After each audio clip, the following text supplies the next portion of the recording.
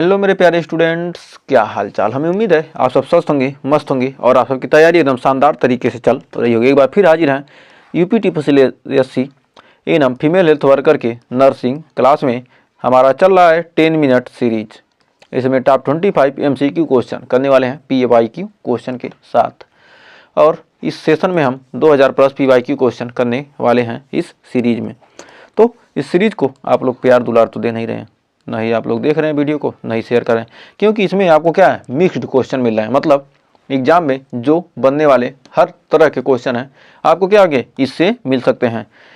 ऐसा हो सकता है कि क्या है, पूरा 25 का 25 क्वेश्चन क्या हो इसी एक ही वीडियो से मिल जाए, तो इसकी कोई गारंटी नहीं है। 25 में 25 भी मिल सकते हैं। तो टॉप 25 मल्टी यानी चॉइस क्वेश्चन यानी MCQ टाइप क्वेश्चन पढ़ने वाले हैं। तो सेशन को एंड तक जरूर देखिएगा, और सेशन पसंद आएगा तो लाइक शेयर जरूर कीजिएगा। तो आइए शुरुआत करते हैं सेशन की। कर हड्डियों के अंदर रक्त कोशिकाओं का निर्माण कहाँ होता है? जो हड्डी के अंदर रक्त कोशिकाओं का निर्माण कहाँ होता है? हड्डी का बाहरी हिस्सा में, या अस्थि मज्जा में यानी बोन मैरो में, या हड्डी के केंद्र में, या जोड़ों के पास। तो कर हड्डियों के अंदर कोशिकाओं का निर्माण कहाँ होता है? तो ऑप्शन नंबर बी हो जाएगा, अस्थि मज्जा में यानी बोन मैरो में। तो बढ़ते हैं अगले क्वेश्चन की तरफ। तो देखिए दूसरा क्वेश्चन का रहा, एड्स रोग का कारण कौन सा वायरस है? Hepatitis B, HIV, dengue virus या एबोला वायरस। तो हमारा क्या है, एड्स का हमारा क्या है, HIV। नेक्स्ट कह रहा है, रक्त में श्वेत रक्त कोशिकाओं का मुख्य कार्य क्या है? ऑक्सीजन का परिवहन करना, संक्रमण से बचाव, रक्त का थक्का बनाना, पोषण का परिवहन करना। जो रक्त में क्या आती हैं, श्वेत रक्त कोशिकाओं का मुख्य कार्य होता है संक्रमण से बचाव। संक्रमण से बचाव यानी ऑप्शन नंबर बी। नेक्स्ट कह रहा है, शरीर में सबसे छोटा मांसपेशी समूह कौन सा है? ग्लूटस मैक्सिमस, या स्टेपिडियस, या ट्राइसेप्स, या डेल्टाइड। तो हमारा राइट आंसर हो जाएगा स्टेपेडियस। तो शरीर का सबसे छोटा मांसपेशी समूह कौन सा? स्टेपेडियस। तो बढ़ते हैं अगले क्वेश्चन की तरफ। तो अगला क्वेश्चन क्या कर रहा है, कह रहा फुफ्फुस किस अंग को कवर करता है? प्लेरा किसको कवर करता है? हृदय को, फेफड़े को, यकृत को, गुर्दे को।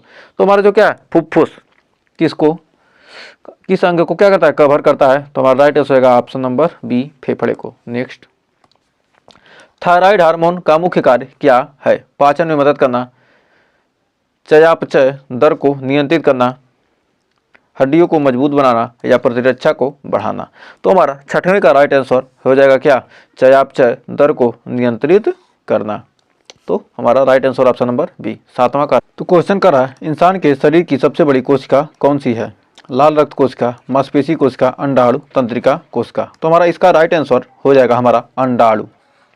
तो कोई डाउट होगा तो जरूर कमेंट में बताइएगा इस क्वेश्चन में।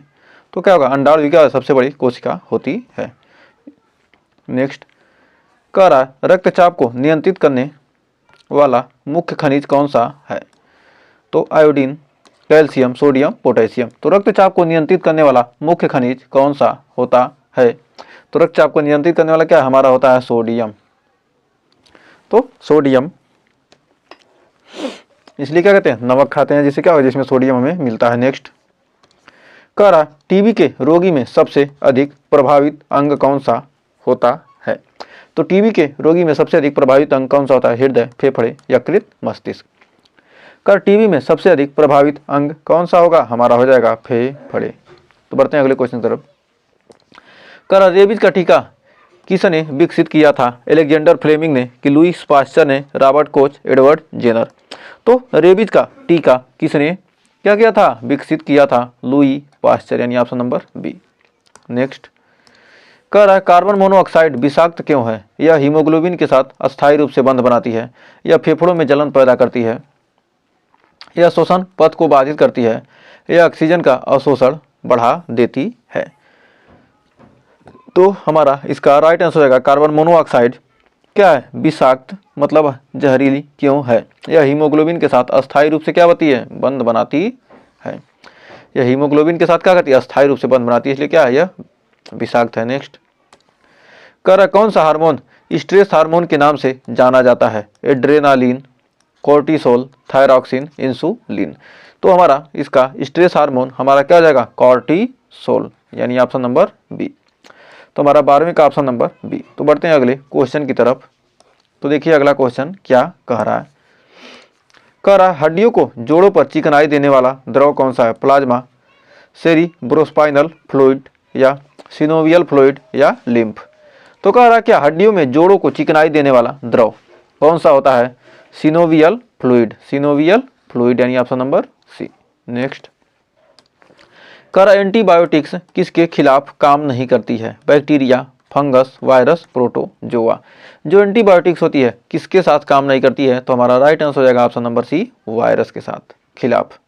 नेक्स्ट कह रहा क्लोरोफार्म का उपयोग किस उद्देश्य के लिए किया जाता है, जो क्लोरोफार्म इसका उपयोग किसके लिए किया जाता है, संक्रमण रोकने के लिए, एनेस्थीसिया यानी चेतना के रूप में, या रक्तचाप नियंत्रित करने के लिए, या दर्द निवारक के रूप में। तो हमारा क्लोरोफार्म का यूज किसके लिए किया जाता है, हमारा एनेस्थीसिया यानी बेहोश करने के लिए। नेक्स्ट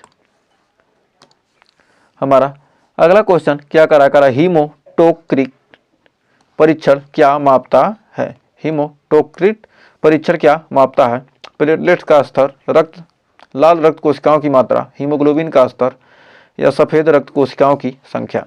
तो हमारा 16वें का राइट आंसर क्या हो जाएगा, ऑप्शन नंबर बी, लाल रक्त कोशिकाओं की मात्रा को क्या हीमोटोक्रिट परीक्षण में मापा जाता है, किसका, लाल रक्त कोशिकाओं की मात्रा को। नेक्स्ट कह रहा बच्चों में रिकेट्स रोग किसकी कमी से होता है, vitamin A, vitamin B, vitamin C, vitamin D. तो बच्चों में किसकी कमी से, विटामिन डी की कमी से रिकेटस रोग होता है, यानी option number D, vitamin D. Next कह रहा गर्भवती महिलाओं में हाई ब्लड प्रेशर की स्थिति को क्या कहते हैं, तो हमारा प्रीक्लेम्सिया या हाइपरथायराइडिज्म, गर्भाशय संक्रमण या एनीमिया। तो हमारा गर्भवती महिलाओं में हाई ब्लड प्रेशर की स्थिति को कहते हैं प्रीक्लेम्सिया, हाई ब्लड प्रेशर को क्या कहेंगे, प्रीक्लेम्सिया। 19वां क्वेश्चन देखिए क्या कह रहा है। कह रहा है हड्डियों की वृद्धि की प्लेट को क्या कहते हैं, epiphyseal plate, cartilage, compact bone, periosteum. तो हमारा 19वें का राइट आंसर हो जाएगा एपीफिशियल प्लेट। तो बढ़ते हैं अगले क्वेश्चन की तरफ। तो देखिए 20वां क्वेश्चन कह रहा है कि रक्त प्रवाह में ऑक्सीजन की कमी को क्या कहते हैं, हाइपोक्सिया, एनीमिया, हाइपरग्लाइसीमिया या एसिडोसिस। तो हमारा 20वें का राइट आंसर हो जाएगा हाइपोक्सिया, यानी ऑप्शन नंबर ए, रक्त प्रवाह में ऑक्सीजन की कमी को हाइपोक्सिया कहते हैं। नेक्स्ट कह रहा इंसुलिन हार्मोन की खोज किसने की थी, फ्रेडरिक बैटिंग और चार्ल्स बेस्ट ने, या एलेक्जेंडर फ्लेमिंग, या ग्रेगर जॉन मेंडल, या वाटसन और क्रिक ने। तो कह रहा इंसुलिन हार्मोन की खोज किसने किया था, फ्रेडरिक बैटिंग और चार्ल्स बेस्ट ने। तो बढ़ते हैं अगले क्वेश्चन की तरफ। कह रहा कौन सा हार्मोन नींद को नियंत्रित करता है, मेलाटोनिन, ऑक्सीटोसिन, थायरॉक्सिन, एड्रेनालिन। तो हमारा क्या कौन सा हार्मोन नींद को कंट्रोल करता है, मेलाटोनिन। मेलाटोनिन क्या करता है, नींद को नियंत्रित करता है। तो बढ़ते हैं अगले क्वेश्चन की तरफ। तो देखिए अगला क्वेश्चन कह रहा है कि लाल रक्त कोशिकाओं का मुख्य कार्य क्या है, ऑक्सीजन और कार्बन डाइऑक्साइड का परिवहन, संक्रमण से बचाव, ऊर्जा उत्पादन, रक्त का थक्का बनाना। तो हमारा 23वें का राइट आंसर हो जाएगा ऑक्सीजन और कार्बन डाइऑक्साइड का परिवहन, ऑक्सीजन और कार्बन डाइऑक्साइड का परिवहन। तो बढ़ते हैं अगले क्वेश्चन तरफ। कह रहा मलेरिया का निदान मुख्य रूप से किस परीक्षण से होता है, blood smear test, ELISA, PCR, x ray.